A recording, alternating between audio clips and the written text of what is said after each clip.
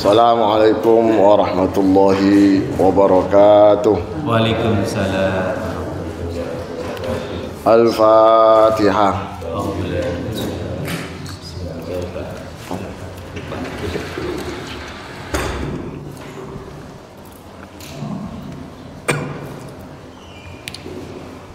Al-Fatihah kedua, barokai kita khususkan seluruh jamaah Masjid Al-Firdaus. Mugi-mugi oleh Allah diberi kesehatan lahir batin, sehat walafiat, panjang umur, rezeki lancar, barokah, usaha maju, karir meningkat, hajat dan keinginan serta mimpi dikabul ijabah oleh Allah SWT. Dijauhkan dari segala musibah, dijauhkan dari segala penyakit, yang sakit apapun penyakitnya diangkat oleh Allah menjadi sehat walafiat. Putra putri, cucu cicit soleh sedaya yang punya hutang, punya tanggungan, punya kreditan, punya tunggakan, mugi-mugi oleh Allah dibantu untuk segera dilunasi dan dibebaskan dari segala jenis hutang. Ala hadin ya Al-Fatihah.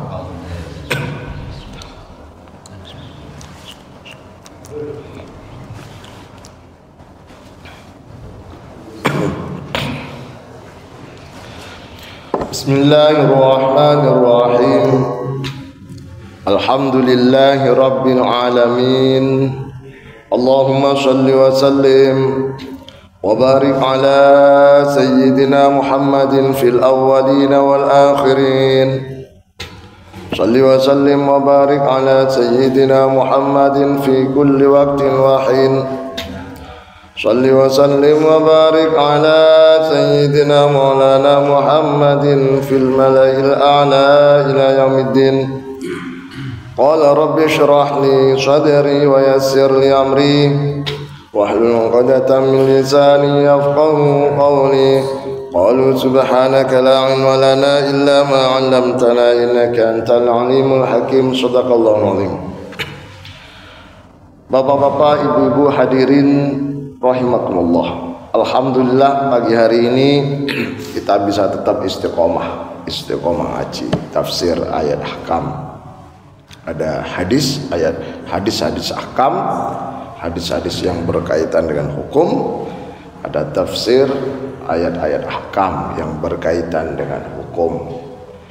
Al-Quran yang jumlahnya 30 juz, 114 surat itu yang menjadi sumber hukum Islam. Itu kurang lebih sekitar 570 atau 500 sekian. Jadi orang yang hafal ayat jumlahnya sekitar 500 sekian itu sudah aslinya sudah cukup untuk menjadi syarat seorang mufti, menjadi syarat seorang mujtahid, menjadi syarat seorang yang bisa memberikan fatwa. 17 atau 500 sekian. Syukur-syukur kalau hafalnya sampai 30 juz. Bukan juz 30 ya. 30 juz beda. 30 juz dengan juz 30. Apalagi juz abukat, juz nanas itu beda lagi itu urusannya. Maka untuk saat ini tantangan bagi umat Islam adalah ketika dia sudah belajar dan belajarnya instan, baik belajar pada seorang guru ataupun dari YouTube, dan dia sudah bisa baca Quran dan bisa mengetahui artinya melalui googling ataupun Google terjemah itu Pak. Lalu dia sedikit-sedikit mengeluarkan ayat dan fatwa, padahal jauh dari kemampuan dan kapasitas dia sebagai seorang mufti. Seorang mufti ataupun mujtahid itu syarat utama dan yang pertama adalah harus hafal Quran, mengerti maknanya, mengerti tafsirnya, mengetahui setting historis dari masing-masing ayat, sababun nuzulnya, korelasi antara ayat satu dengan ayat yang harus mengerti, kandungan ayat-ayat mutasyabihat, ayat-ayat muhkamat, mengetahui apa namanya, ini ayat ini sasarannya kemana dan seterusnya. Itu syarat utama. Yang kedua harus hafal minimal 3.000 lah hadis. Satu saja nggak hafal. Paling hafal hadis yang berbunyi begini, Pak. Apa itu? Allahumma laka sumtu wa bika amantu bi rahmatika ya rahman. Itu kan hadis, Pak.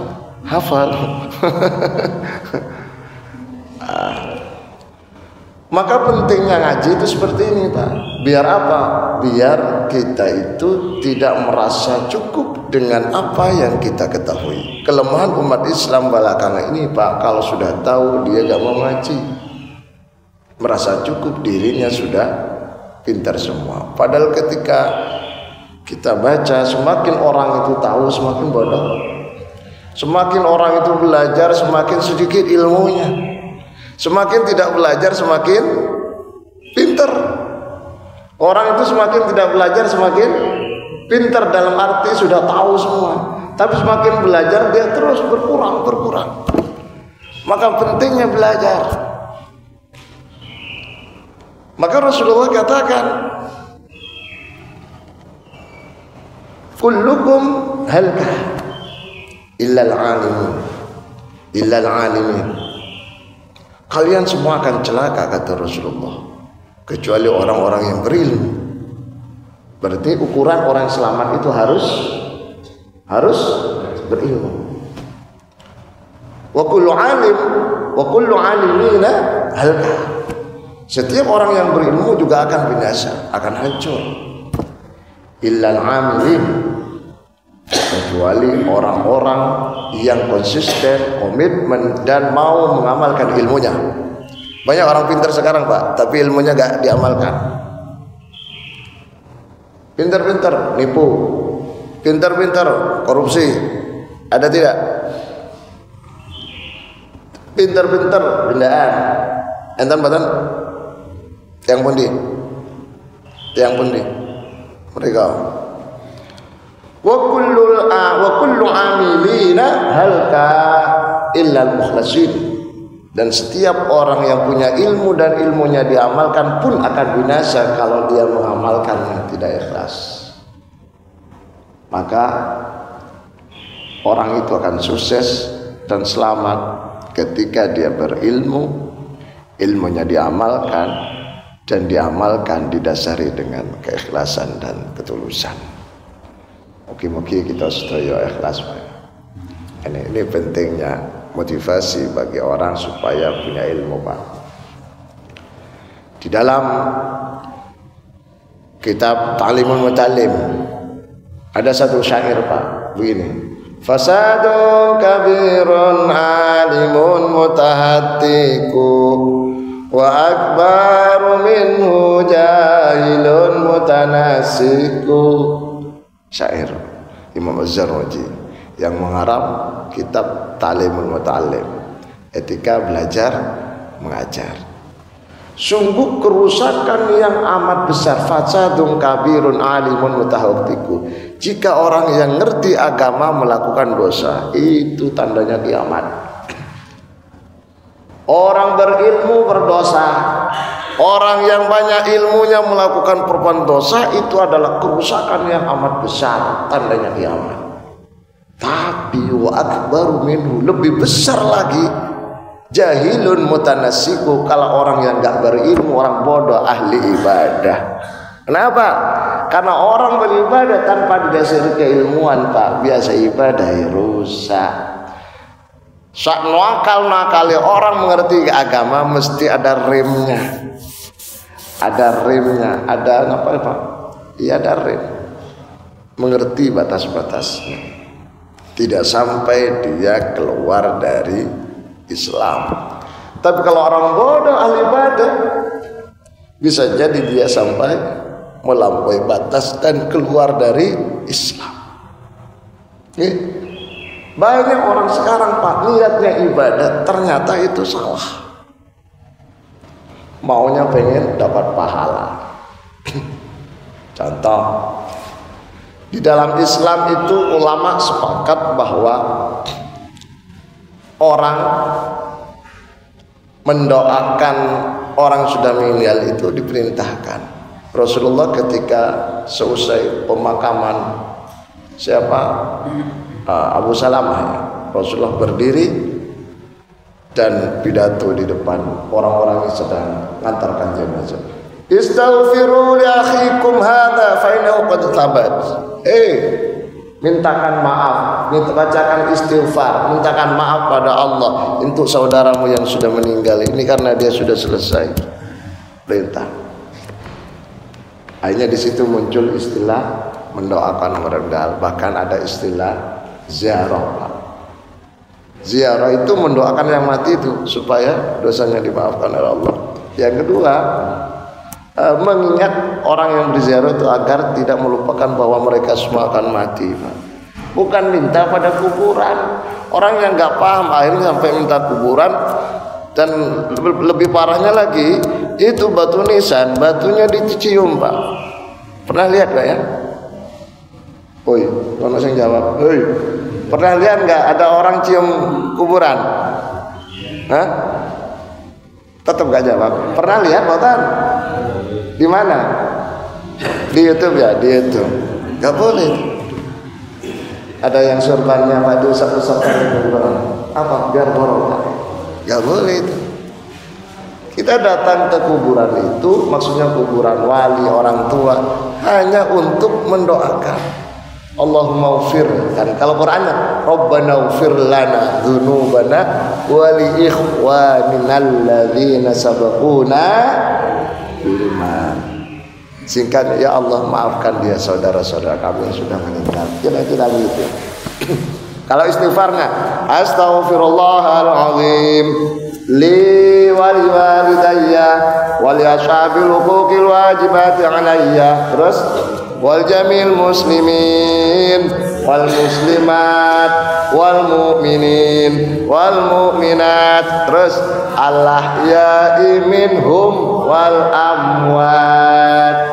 Ya Allah maafkan saya, maafkan kedua orang tua saya, maafkan guru-guru saya dan orang yang kurang berjasa pada saya, juga maafkan semua umat Islam, orang mukmin baik yang hidup ataupun yang sudah mati. Kan begitu Pak ya? Itu perintah. Tapi kalau ada ilmunya benar. Makanya kalau ziarah kubur itu harus membawa seorang pembimbing. Baik ziarah di dalam negeri ataupun ziarah waktu umroh itu Pak, terkadang pembimbingnya sudah gak paham, hanya melakukan sesuatu yang tidak diperbolehkan. Punya panjenengan kalau mau umroh atau yang punya travel, punya kelompok bimbingan haji, kalau pengen benar ngajak saya yang bimbing nanti, ya benar ya. Nanti plus umrohnya plus kemana? Ke Maroko. Ya Ustaz kok selalu ngajak Maroko? Maroko itu tanpa visa, tanpa ribet. Pokoknya ada tiket budal bebas, khusus orang Indonesia. Maroko atau ke Mesir gak apa-apa. Pun. A'udzubillahi minasyaitonir rajim. Bismillahirrahmanirrahim. Inna Allah la yastahyi an yadriba mathalan ma ba'datan fama fawqaha fa ammal ladzina amanu faya'lamuna annahu al-haqqu min rabbihim wa ammal ladzina kafaru fayaquluna madza arada Allah bihadza mathalan يضل به كثيرا ويهدي به كثيرا وما يضل به إلا الفاسقين الذين ينقضون عهد الله من بعد ميثاقه ويقطعون ما أمر الله به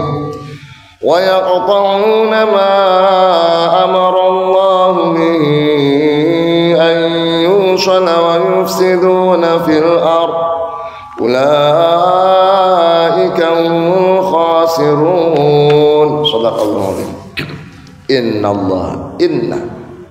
sesungguhnya satunya Allah innallah sesungguhnya Allah iku la yastahyi ora izin sapa Gusti Allah gak malu Pak. Ayat riba ing yanto dadiaken sapa Allah matalan ing perumpamaan ma ba'udatan perumpamaan seperti halnya ba'udah itu nyamuk. Allah tidak malu menciptakan perumpamaan seperti binatang yang bernama nyamuk. Tahu nyamuk Pak ya? Tahu kan? Ada nyamuk di rumah? Banyak ya? Famau fauqaha atau binatang yang lebih kecil dari nyamuk. Allah itu bijak Pak. Karena waktu itu yang kelihatan di masa Rasulullah itu benda atau binatang yang paling kecil adalah nyamuk. Belum mengerti kuman yang ada di tubuhnya nyamuk. Makanya di sini sebutkan fama fauqah. Maka semua binatang yang lebih kecil dari nyamuk itu menjadi ibrah, perumpamaan, menjadi pembelajaran. Allah tidak malu menciptakan binatang sekecil nyamuk ataupun yang lebih kecil dari nyamuk. Dan semua ada hikmahnya. Dengan nyamuk muncul penyakit malaria. Dengan adanya penyakit malaria muncul dokter. Ada dokter spesialis penyakit malaria. Dengan adanya nyamuk muncul obat nyamuk. Kemudian berkembang obat nyamuk berkembang dari yang melingkar sampai yang semprot. Muncul pabrik nyamuk. Di dalam pabrik nyamuk itu butuh perusahaan, butuh karyawan, ribuan bahkan ratusan ribu karyawan. Karyawannya punya anak, punya istri 4 masing-masing. Anaknya banyak. Kemudian pabrik itu punya agen. Terus itu dengan nyamuk muncul macam-macam. Jadi jangan menyepelekan, meremehkan hal-hal yang kecil seperti nyamuk. Di dalam Islam itu Rasulullah, para sahabat, para ulama salaf mengajarkan kita untuk selalu memperhatikan apapun yang kita lakukan, sekecil apapun. Iya. Sponsor. Oh, pengen ngaji, biarin tape. Orang Malaysia menyebutnya tape, biarin tape. Jangan menyakiti seekor kucing. Ada seorang wanita nyakiti seekor kucing, masuk neraka. Ayo, masuk neraka. Dakhalatin nar imra'atun fi hirratin. Ada seorang wanita masuk neraka gara-gara kucing. Makanya jangan dipukul, cium saja, enggak apa-apa, dicium saja. Ya kan kucing tuh. Cuma kata orang desa dulu Pak, kalau dekat-dekat kucing anak kecil biasanya anaknya mengeh, anaknya gak gelem saya katanya Pak, padahal enggak. Ya, saya lanjut. Jadi sekecil apapun yang kita lakukan atau siapapun yang melakukan satu perbuatan kecil dan bisa saja perbuatan sekecil apa seremeh-temeh itu bisa menjadi pelantara kita selamat. Bagaimana seorang Amirul Mukminin penggantinya Abu Bakar yang bernama Umar bin Khattab, seorang yang terkenal Pak, wara, terkenal adil, ibadahnya Pak, nggak pernah tidur malam Pak, sama dengan panjenengan tidur malam terus. Ya sama nih. Umar nggak pernah tidur malam. Makanya beliau itu haibahnya tinggi, harismen tinggi. Kalau Umar itu Pak Nona tak masuk diam semua. Pokoknya ketika Umar bin Khattab itu mau hijrah, yang lain sembunyi-sembunyi. Umar bin Khattab pengumuman, siapa yang pengen istrinya jadi janda, suaminya atau anaknya jadi yatim, temui Umar di pojok sana, di lembah ini. Waktu mau hijrah, Abu Jahal dan kawan-kawan itu bingung, Pak. Ya, apa ini? Gak ada yang berani. Gak ada yang berani. Setan itu kalau Umar itu kalau lihat setan kalau lihat Umar lewat, Pak, bayangannya toh itu kelihatan, Pak. Setan tuh ngomong, awas minggir, ono Umar lewat, ojo golek gara-gara. Di Mesir ketika gubernurnya bernama Amr bin As, sahabat Amr bin As, Sungai Nil yang ada di Mesir itu selalu meluap dan banjir, Pak. Banjirnya sekitar 10 sampai 15 meter, bukan semeter. Dan banjir itu tidak bisa tidak bisa surut kecuali jika ada tumbal yang dilemparkan. Tumbalnya apa? Gadis yang paling cantik. Sehingga waktu itu kalau ada banjir, gadis yang cantik-cantik itu disembunyikan, Pak. Takut dijadikan tumbal. Nah, ketika Amr bin As dilapori oleh masyarakat terkait dengan permintaan tumbal Sungai Nil itu seperti tradisi sebelumnya, Amr bin As lapor pada Umar bin Khattab, Tuan Umar, ini ada tradisi di Mesir, kalau Sungai Nil meluap dan banjir harus dikasih tumbal, gadis yang paling cantik dicemplungkan hidup-hidup. Akhirnya apa? Umar bin Khattab ambil secari kertas, Pak, ditulis min Umar bin Khattab ila khadimi Nahrin Nil, dari Umar bin Khattab kepada penghuni atau penjaga Sungai Nil. Ditulis, jangan macam-macam kau, ditanda tangan Umar bin Khattab. Jadi tumbalnya diganti dengan secari kertas, dicemplungkan ke Sungai Nil. Ternyata apa? Sungai Nil susut dan sampai sekarang tidak pernah banjir. Kenapa? Penghuninya takut kena surat Umar bin Khattab.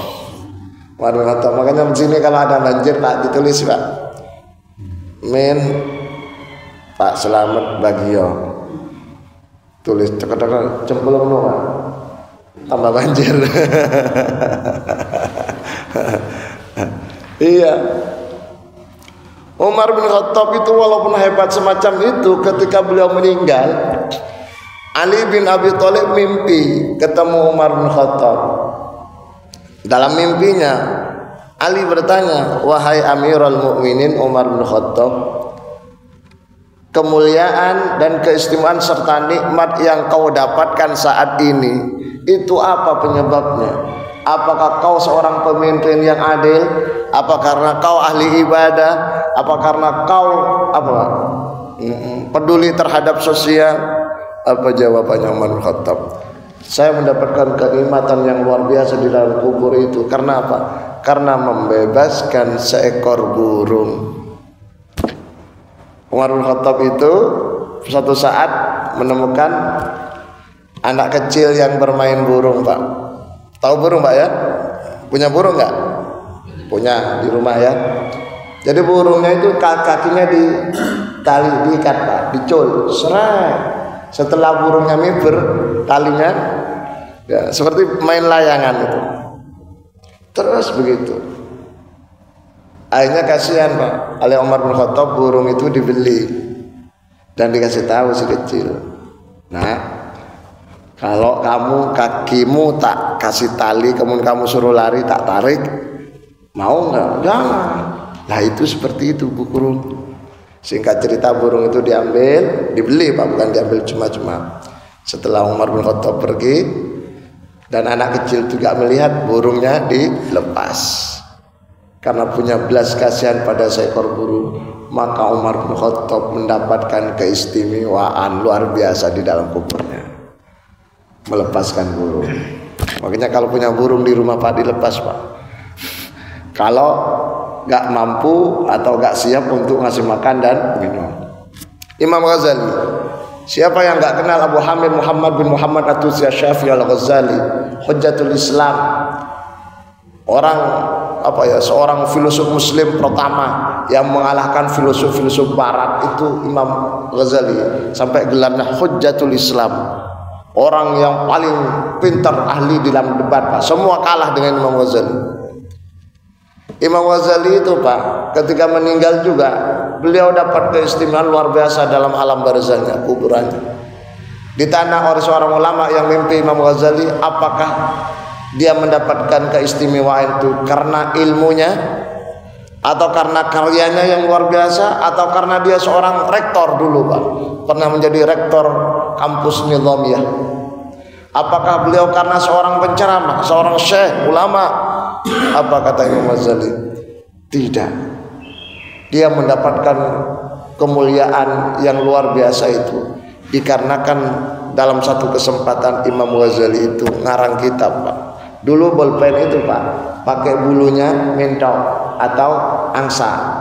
Yang besar itu angsa ya. Itu, Pak. Kemudian ada tinta kayak gini, Pak. Tinta. Dicelup gini, Pak. Tahu nggak? Nggak pernah tahu ya? Bolpen dulu begitu. Ini tinta, Pak. Dicelup, ditulis celup, tulis nama. Itu di pondok-pondok begitu dulu. Bolpen begitu dulu. Belum ada yang langsungin, Pak. Imam Ghazali waktu ngarang kitab itu ada seekor lalat hinggap di tintanya ini, hinggap minum tintanya, mungkin haus si lalat tadi. Oleh Imam Ghazali ngarang kitabnya dihentikan sementara, membiarkan seekor lalat minum, biar lalatnya kenyang. Setelah lalatnya kenyang, Imam Ghazali melanjutkan, ternyata, Pak, memberi minum seekor lalat membuat Imam Ghazali luar biasa. Kita enggak, Pak. Ada kucing minum pinggir jalan, hus. Oh, no kan? Karena apa? Mobilnya mau lewat. Kalau niru Imam Ghazali ada kucing minum, Pak, biarkan dulu. Aku kesusu, mundur lewat gang sebelah. Nggak bisa. Lek karakter kula jenengan kesusu, terburu-buru, mangkal. Ono kucing lewat ngarep, sapa dhewe kucing iki gak diramut ngono, enggak boleh, Pak, enggak boleh. Imam Ghazali itu. Allah tidak malu menciptakan binatang-binatang yang sekecil nyamuk, dan semua pasti ada hikmahnya. Bapak Ibu hadirin rahimakumullah, panjenengan pernah dengar Raja Namrud? Raja Namrud itu raja yang sombong. Ketika ditantang oleh siapa? Nabi Ibrahim. Karena Namrud merasa dirinya sebagai Tuhan. Maka Nabi Ibrahim nantang, bahwa Tuhanku, kata Nabi Ibrahim, yuhyi wa yumit. Tuhanku dapat bisa menghidupkan dan mematikan. Apa kata Raja Namrud? Ana uhyi wa umit. Saya bisa menghidupkan orang dan mematikan orang. Akhirnya Raja Namrud memanggil dua pengawalnya. Dipanggil, yang satu dipenggal kepalanya, yang satu dibiarkan hidup. Lalu dia berkata, ini Ibrahim, saya mampu menghidupkan yang satu, mematikan yang satu karena dipenggal kepalanya. Oke. Apa kata Nabi Ibrahim? Fa innahu ya'ti bisyamsi minal masyriqi. Sesungguhnya Allah menerbitkan matahari dari timur dan terbenam dari sebelah barat. Coba kau bisa enggak menerbitkan matahari dari barat dan tenggelam dari sebelah timur? Fabuhital ladzi kafar. Raja Namrud bingung karena tidak mampu. Singkat cerita, Namrud semakin sombong. Akhirnya oleh Allah diutus rombongan nyamuk masuk ke hidungnya siapa? Raja Namrud, dan mati, Pak. Raja Namrud mati bukan karena perang. Raja Namrud mati karena digigit nyamuk. فأما الذين آمنوا فيعلمون أنه الحق من ربهم فأما الذين maka utawi anapun utawi wong akeh amanu kang padha iman sapa alladzina faya'lamuna maka iku padha ngerti sapa alladzina annahu ing satuni almatal nyamuk alhaqu iku benar mir rabbihim sanging pangerane alladzina orang yang beriman yakin bahwa nyamuk atau sejenisnya atau binatang-binatang lain betul-betul dari Gusti Allah dan ada manfaatnya untuk kehidupan manusia. Tapi Rabbana ma khalaqta hadza batila. Pasti dan yakin tidak ada masalah. Wa ammal ladzina kafaru fayaquluna madza aradallahu bihadza mathala. Sedangkan orang-orang kafir mereka pasti mempertanyakan untuk apa Allah menciptakan seekor nyamuk? Untuk apa Allah menciptakan binatang seperti misalnya semut, binatang seperti apa itu yang laba-laba kan nggak ada gunanya. Yudillu bihi katsira, perumpamaan itu menyebabkan banyak orang yang kafir. Wa yahdi bihi katsira, begitu juga dengan perumpamaan-perumpamaan di depan tadi, banyak orang menjadi dapat hidayah setelah mengetahui hikmahnya. Wa ma yudillu bihi illa al-fasiqin, orang-orang yang fasiklah yang menjadikan perumpamaan-perumpamaan itu menjadi tersesat. Fasik itu apa? Fasik itu orang yang suka berbuat dosa, orang yang suka berbuat kerusakan. Makanya tikus itu bisa disebut dengan fawasik atau faisik. Kenapa? Karena tikus itu pembuat kerusakan. Keramik itu kalau tikus yang lapar Pak bisa bolong Pak. Tikus. Maka tikus itu bahasa Arabnya selain firon, fa'rab, firon juga disebut faisik. Yaitu binatang-binatang kecil yang berbuat kerusakan. Sehingga tikus itu termasuk kategori hama yang merusak apa? Yang merusak semuanya bisa dirusak Pak. Di sini gak ada tikus ya? Gak ada tikus. Oh banyak. Iya. Kalau di Cina dipelihara, di Thailand, di Vietnam, tikus dipelihara, dibudidayakan Pak, diternak, dibuat apa? Oseng-oseng. Dibuat oseng, karena dimakan dan enak rasanya katanya sih tikus. Apalagi tikus yang besar. Kalau yang curut itu gak enak Pak, bau. Tahu curut Pak, nah, itu tikus Pak ya. Jadi ayat ini menegaskan satu prinsip di dalam Islam bahwa sesungguhnya semua yang Allah ciptakan itu pasti ada hikmahnya, ada manfaatnya. Semua ada hikmahnya. Pokoknya Pak, wong urip teng alam dunya lek yakin pada Gusti Allah, semuanya santai Pak. Apapun yang terjadi pasti sudah diatur oleh Gusti Allah. Makanya hidup itu jangan terlalu mengedepankan pikiran dan akal manusia Pak. Kedepankan keimanannya. Semuanya sudah diatur. Ada orang Pak, dia pegawai negeri, istrinya satu, gajinya waktu itu 1.200.000 waktu itu Pak.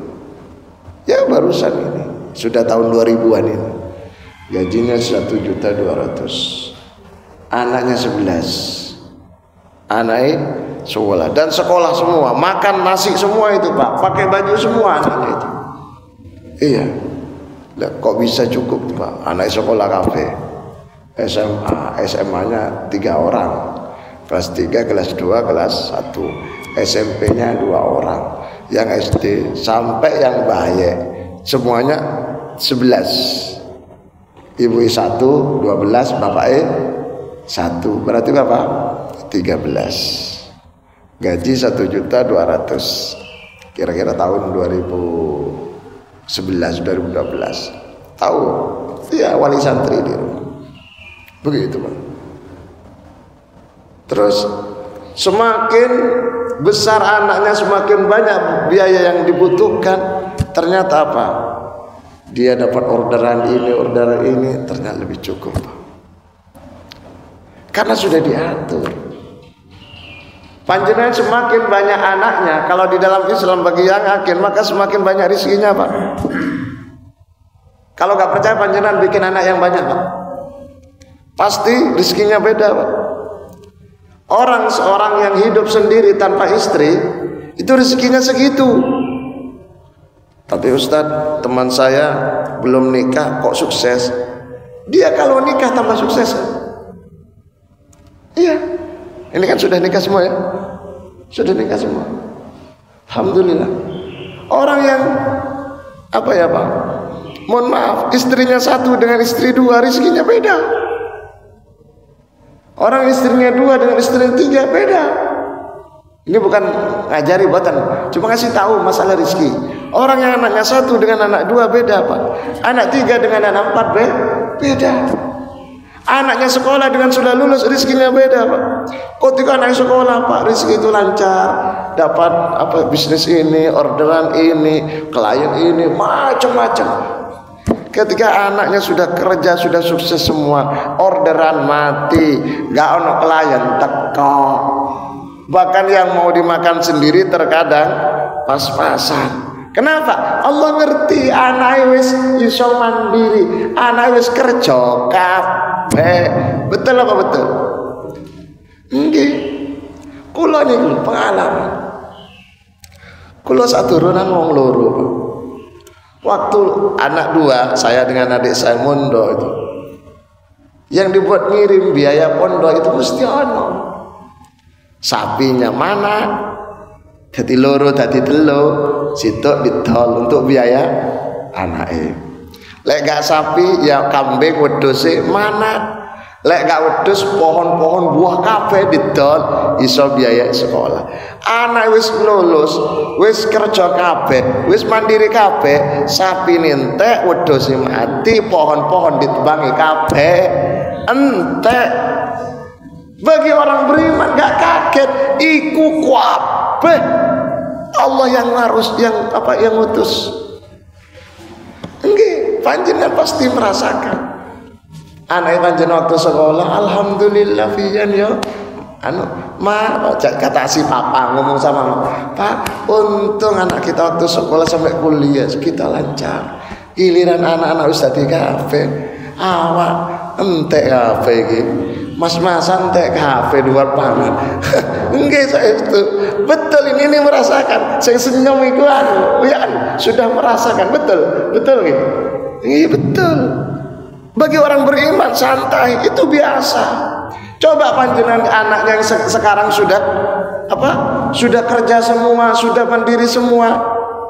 Kok hidupnya pas-pasan? Bikin anak lagi yang kecil, pasti itu datang lagi rezeki itu. Bisa. Cuma terkadang uang itu terkadang wedi. Janganlah Ustaz, aku wis umur 50, bojoku 45. Kok anakku umur 15 tahun, aku wis umur sudah 5. Anakku umur 20 tahun, aku umur 70. Anakku apa? Si umur selawi aku 75. Umur 30 aku wis umur 60. Insyaallah panjang umur. Allahumma dan bisa. Ya rumusnya kalau menurut ayat ini, Pak, semua yang terjadi itu harus diterima dan diyakini itu semua adalah takdir dan kehendak Gusti Allah. Manusia hanya sebagai pemeran, manusia hanya sebagai pemain, yang ngatur Gusti Allah. Nggih. Insyaallah. Makanya ketika ada ngaji, ada yang mendengerin, ada yang ngantuk, kecapean, ada yang tidur. Itu semua diatur oleh Gusti Allah. Saya itu diatur. Ada yang mendengarkan pengajian itu lillahi ta'ala, karena pengen jadi ilmu apa ngerti. Ada yang dengarkan pengajian itu karena ono segoy. Sebenarnya kalau segoy kurang semangatnya. Saya itu lenggen kula ngaji nggen kula niku Pak. Lah ono jajane, wake sing teko mlebu kabeh. Lek saiki mohon maaf yang bagian masa izin mulai nang desa. Wis prei Pak. Sing ngaji izin paling wong 10-15. Lek apalagi sing masa iku akeh, guling, teko Pak. Sampai 100 wong teko. Semangat dan tidak masalah.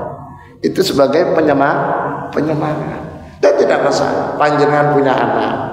Nah, kalau kau rajin sholat, kau tak kasih hadiah, boleh. Tak apa itu, mengiming-iming anak hadiah agar rajin sholat. Nah, kalau kau bisa hafal Quran, nanti tak kasih ini, boleh. Tak apa. Mak, awakmu cari saya suami, papai. Mak, pokoknya sampean mak, awakmu gak cerewet, tak kasih hadiah. Nah, cari si mama, gak iso. Itu fitrah manusia.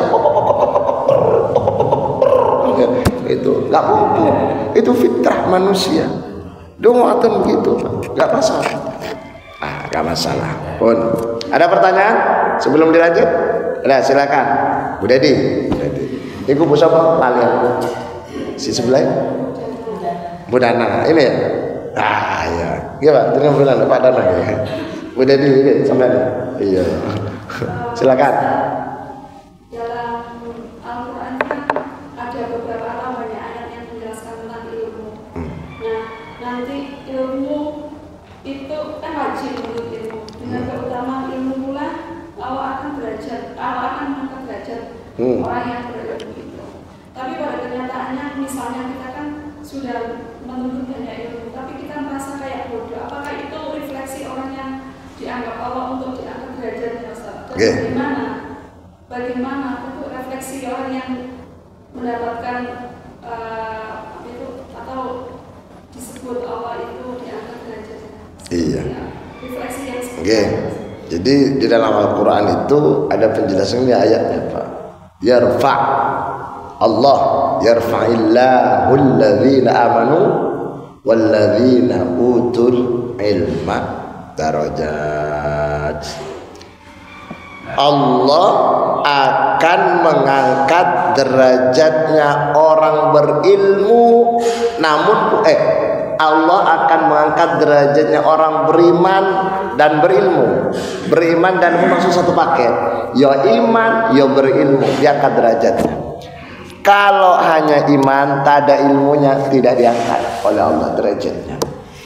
Kalau hanya berilmu tanpa didasari iman, tidak diangkat derajatnya. Yang diangkat setinggi mungkin derajatnya Allah menjadi mulia di sisi Allah. Mereka syaratnya harus beriman dan berilmu. Itu satu paket Pak. Kalau beriman saja tidak bisa, kalau berilmu saja tidak bisa. Imbasnya apa Pak? Kalau hanya beriman tak berilmu, ngawur. Ibadahnya ngawur Pak. Maksudnya pengen Maksudnya pengen dapat pahala, ternyata salah. Contoh Pak. Orang adzan itu tidak disunnahkan membaca bismillah. Bismillahirrahmanirrahim. Allahu Akbar, tidak disunnahkan. Orang uluk salam, Assalamualaikum, itu tidak disunnahkan baca bismillah. Prakteknya di Indonesia roto mau salam pakai bismillah. Iya. Kenapa? Gak ada ilmunya. Gak ada ilmunya. Keimanan semangatnya ada. Orang yang pengetahuannya kurang di kamar mandi itu Pak,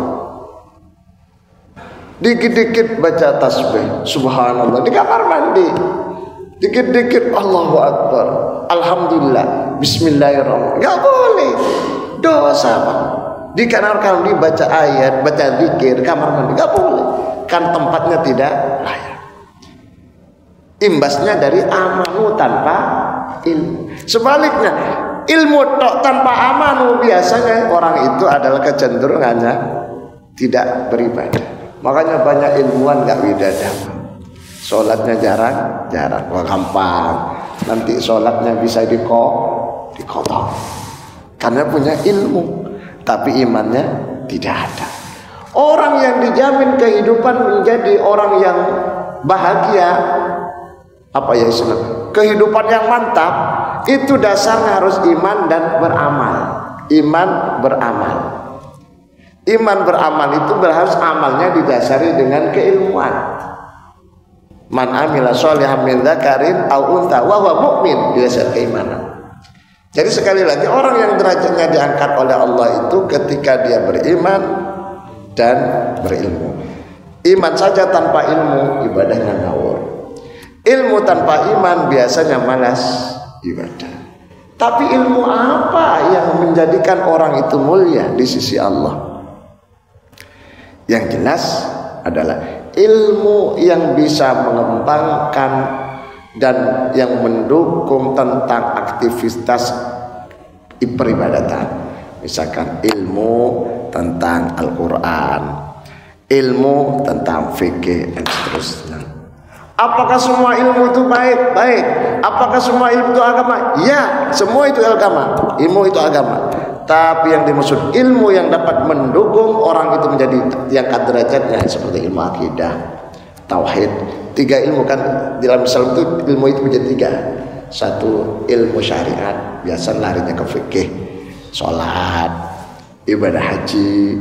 Yang kedua adalah tauhid, akidah, biar akidahnya lurus, tidak salah, tidak menyimpang.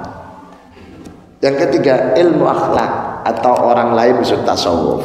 Akhlak dan tasawuf sama. Akhlak itu ilmunya hati. Jadi ibadahnya lillahi ta'ala, sedekahnya lillahi ta'ala. Jadi orang yang hanya berilmu fikih syariat saja tanpa akhlak biasanya kurang sempurna. Mohon maaf, orang sholat itu pakai pakai penutup antara pusar dengan lutut, alias celana selutut itu Pak, celana pendek selutut, gak kelambenan, ke atasnya motor ke atasnya, itu sholatnya sah.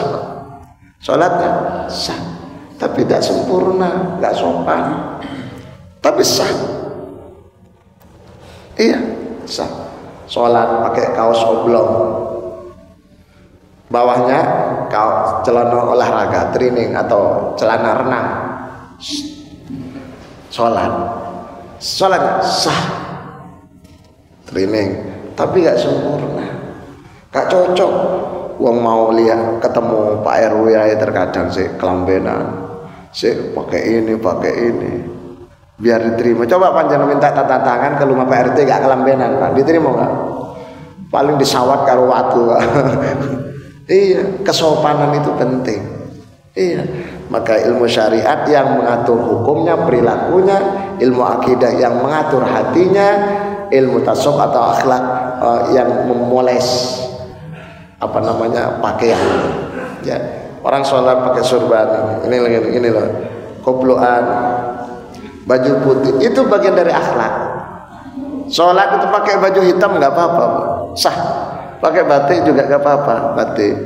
Mau kena itu abang itu deh, mau kena ikut nggak apa-apa, hijau itu kambing.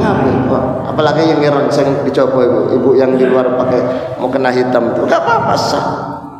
Ada mau kena merah, yang semuanya mau kena, nggak ada yang putih di sini. Ada, padahal yang sunnah itu putih. Kalau balik ini mau kena itu yang sunnah itu putih, baju itu yang sunnah putih. Kalau enggak sunnah, tapi sah, sholatnya sah. Afdalul thiyab al-bayad, kata Rasulullah. Sebaik-baik baju itu putih. Makanya jenazah mayit gak ada di sini mayit pakai baju batik bungkus dengan kain batik, mentang-mentang sang mati wong Madura pakai batik Madura, gak ada. Mesti kuning apa? Putih. Tujuannya biar dapat sunnah.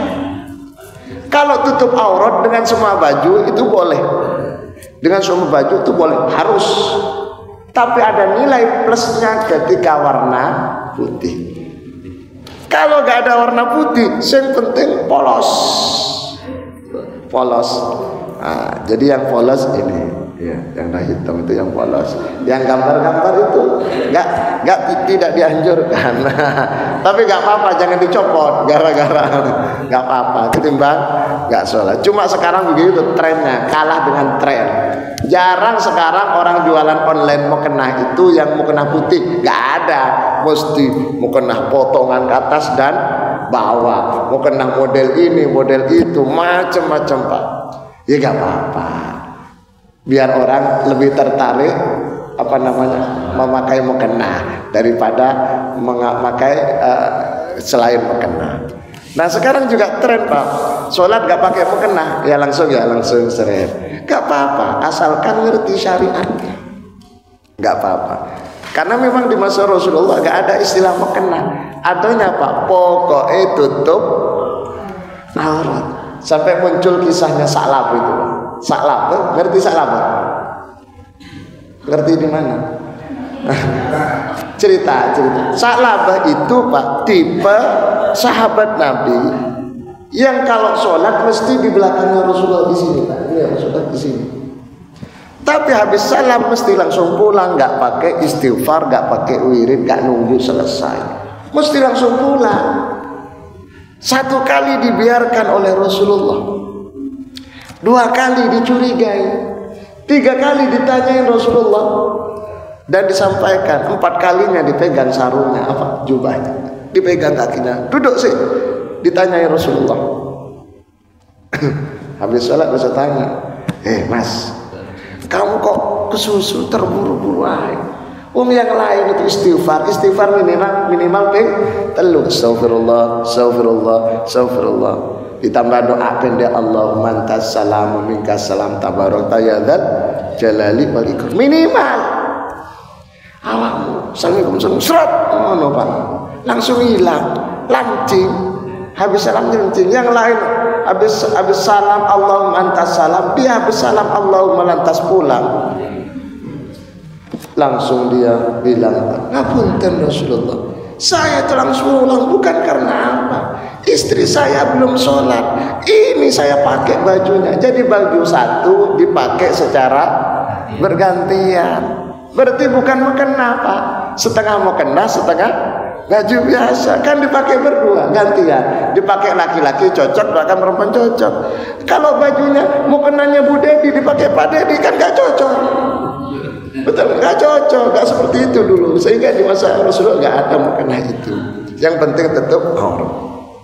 Kemudian karena Sa'labah sudah ketahuan dia orang gak punya Pak, ngapunten Rasulullah, ini kan sudah terlanjur ketahuan kalau saya orang miskin.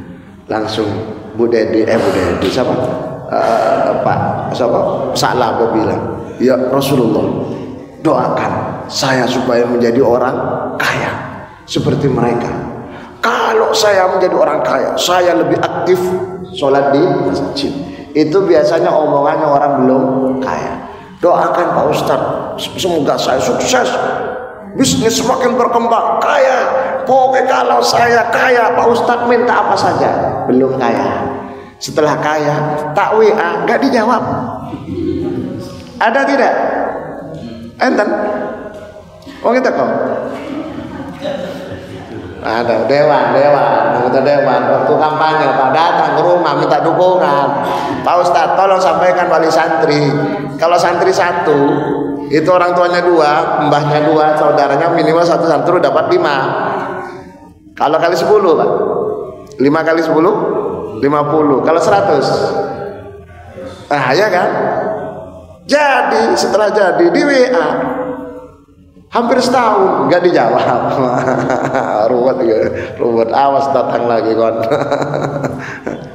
Apa kata Sa'labah? Ya Rasulullah, doakan. Pokoknya kalau saya jadi orang kaya, saya akan aktif seperti mereka. Apa kata Rasulullah? Rasulullah ngerti karakternya orang. Ini nggak bisa orang ini. Memang dia lebih baik jadi orang miskin. Orang itu ada tipenya, Pak. Ada orang itu kalau jadi miskin ibadahnya bagus. Kalau dia kaya nggak bagus. Sebaliknya ada orang kalau jadi orang kaya dia bagus. Tapi kalau jadi miskin jahat dia. Maka Rasulullah katakan, qalilun tuaddi syukrahu khairun min katsirin la tuti'hu. Jadi orang miskin yang ahli ibadah rajin bersyukur lebih baik, lebih apik ketimbang wong sugih tapi enggak tahu sapa masjid. Ngotot si salah ngotot Rasulullah. Pokoknya saya harus jadi orang kaya. Kan enten wong sing ngotot. Pokoknya orang itu kalau sudah bilang pokoknya. Mas, nang omah Mas. Ono apa? Ono rambutan. Pokoknya ono, ada tak? Gak musim. Pokoknya itu kan batangnya itu. Jadi gak ada buahnya, tinggal batang. Singkat cerita didoakan, ya Allah, mudah-mudahan Sa'labah jadi orang kaya. Ketika Sa'labah jadi kaya, dulu kalau orang kaya itu identik dengan kebun yang luas atau dengan ternaknya yang banyak. Ribuan bahkan ratusan ribu kambing yang dimiliki oleh Sa'labah. Sampai Sa'labah gak pernah ke masjid kecuali Jumatan. Sampai Rasulullah wafat diganti siapa? Abu Bakar.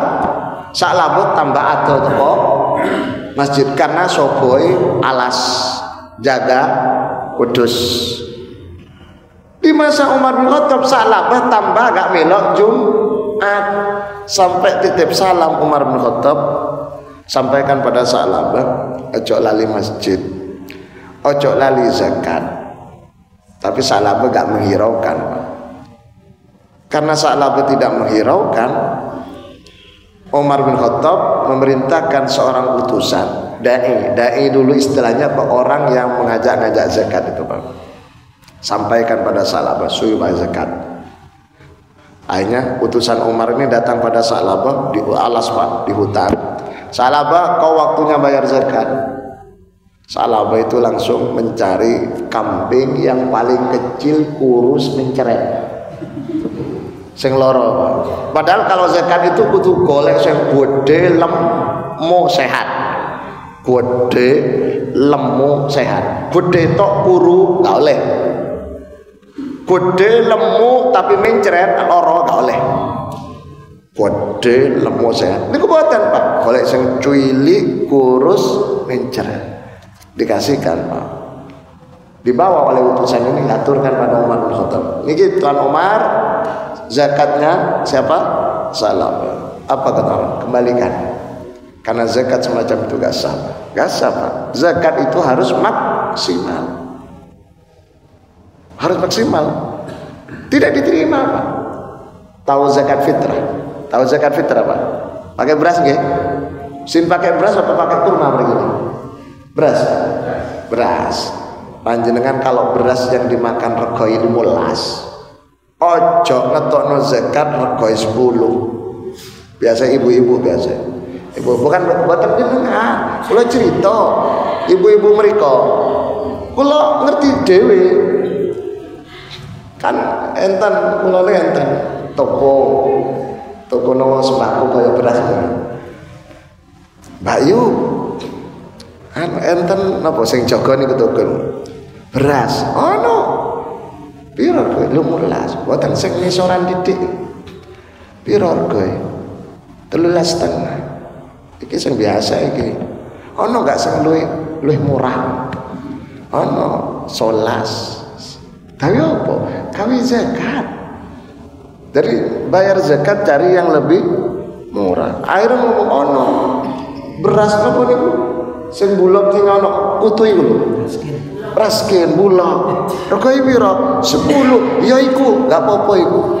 Akhirnya bayar zakat pakai beras bulog sing ono kutuwe. Gak sah. Gak boleh, Pak. Zakat itu harus yang terbaik. Wedhus harus yang terbaik. Akikah harus yang baik, sing lemu. Kurban lemu. Ojo sing kuru dan seterusnya. Ngaten nggih? Jadi orang yang diangkat derajatnya mereka yang beriman dan yang berilmu ilmu agama. Tapi sejatinya yang dimaksud ilmu itu bukan ilmu seperti ini, ilmu plus yang disebut dengan hikmah. Orang yang bisa wudu itu adalah berilmu, tapi tidak bisa berhikmah. Allahu Akbar, bisa Allahu Akbar, bisa angkat tangan, itu hanya ilmu. Tapi ketika orang itu bisa angkat tangan, bisa mengucap Allahu Akbar, mengerti filosofi, makna, kandungan dari angkat tangan, itu apa maksudnya?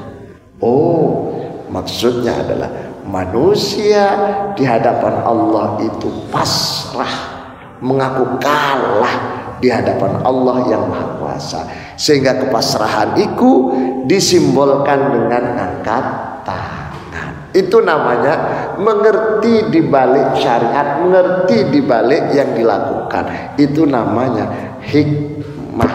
Makanya tidak semua orang punya hikmah. Bisa semua orang punya ilmu, tapi tidak semuanya punya hikmah. Makanya orang yang punya hikmah itu hanyalah orang-orang pilihan dan orang-orang istimewa. Yu'til hikmata may yasha wa may yu'tal hikmata faqad utiya khairan katsira.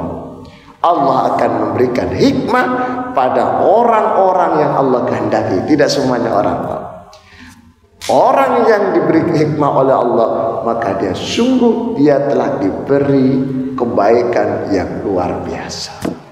Karena ketika orang mengerti hikmahnya, enak Pak. Kenapa orang itu kalau untuk mukanya yang dicuci Pak, padahal yang ngentut bokongnya, betul nggak? Ada orang ngentut irungi Pak, nggak ono ngentut niku bokong. Tapi kenapa ketika batal wudunya kok yang dicuci mukanya? Wudu oke, tapi mengerti rahasia mencuci muka itu namanya hikmah. Apa rahasia? Antara lain karena muka, wajah itu simbol dari kehormatan. Simbol dari kehormatan. Orang kalau malu yang ditutup apa-apanya? Bokongnya, mukanya. Betul nggak? Maling kalau ketahuan ketangkap yang ditutup apanya? Mukanya.